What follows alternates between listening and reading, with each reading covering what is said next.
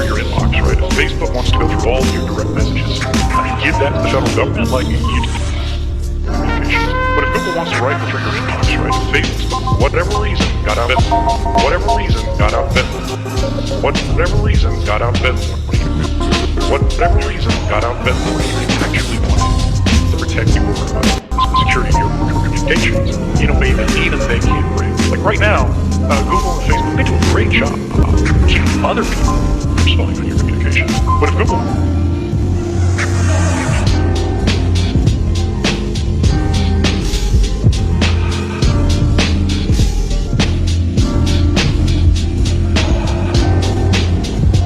wants to write through your inbox, right? If Facebook wants to go through all of your direct messages, whatever reason, got out of bed, whatever reason, got out of bed, whatever reason, got out of bed, whatever reason, got out of bed, actually to protect your security of your communications in a way that even they can't break. Like right now, Google and Facebook, they do a great job keeping other people from spying on your communications. But if Google wants to write through your inbox, right? If Facebook wants to go through all of your direct messages, give that to the federal government, like you tap one button and boom, it happens every single day. There's this idea called end-to-end encryption, which what it means is that when you send a message, Billy sends a message to Bobby, Billy and Bobby both have the keys to unlock that message.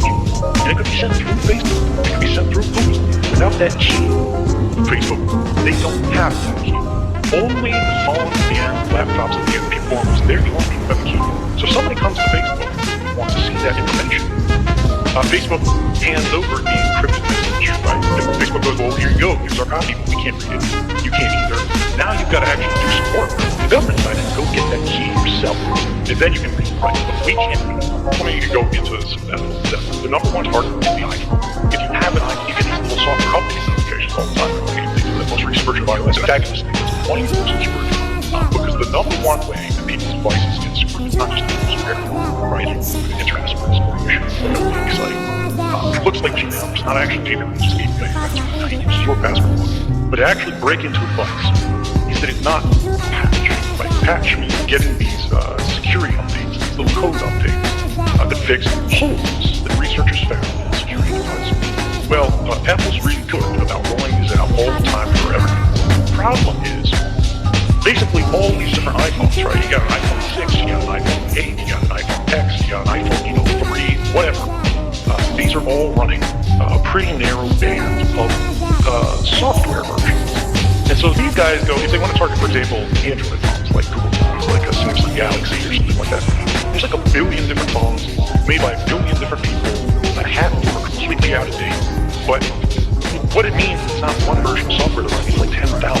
And this is actually bad for security on the individual level, but it's good for security in a very neutral way, which is the guys who are developing the exploits, guys like this NSO who are trying to find ways to break into phones, they realize if they find a way to attack an iPhone, which is actually one of the really difficult stuff, now it works against basically every iPhone. And who has iPhones? All the rich people, right? All the important people, all the lawmakers, all the guys, right? So they made a business on basically attacking an iPhone and selling it to every two-bit thug runs a police department in the world. You know, they sell this stuff to Saudi Arabia, they sell this to Mexico. And there's a group of researchers in Canada, or maybe a university called the Citizen Lab. And these guys are really like the best in the training lab. So if you want to learn about this stuff, the real stuff, look up Citizen Lab, the NSO. And what they have found is all the people who are being targeted by the NSO group, the classes of people, the countries that are using this, and these, like petrostates, these bad actors nationally, will pay literally tens of billions of dollars each year just to have the ability to break in for a certain number of times, because that's how the guys do when they sell the business plan. We'll let you break into any iPhone just by basically sending a text message. All you need to find the phone is one person, and we will exploit you. Like the easiest, the longest exploit, or the easier types of exploit, are when they send you a text message, right? It'll be like a message or something like that. And it's got a link in it that'll be like, oh gosh, terrible news, you know, your buddy's father just died, and we're making funeral arrangements. Are you going to be there? It's the day after tomorrow. And when you click the link for the funeral arrangements, it opens your web browser. And the web browser on your phone is always the biggest, most complicated process in your life. There's a zillion lines of code in this as opposed to an instant messenger where there's fewer lines of code. And this is the problem is on the phone. You can replace the phone right? And they'll lose access to that. But if they've already used that to gain passwords that you use to access, your iCloud or whatever, when they have control of the phone, they've already got your photo roll, right? They've already got your contact list. They already have everything that you've ever put in that phone. They already have all your notes. They already have all your files. They already have everything that's in your message history, right? They can pull that out immediately. And now, because they have, all your contacts and things like that, they see that phone stop being active. They know you changed your phone number. All they have to do is find a new phone number, and then they can try to go after you again. The benefit is, with that old style attack, if you get that message and you don't click that link, you're somebody vulnerable.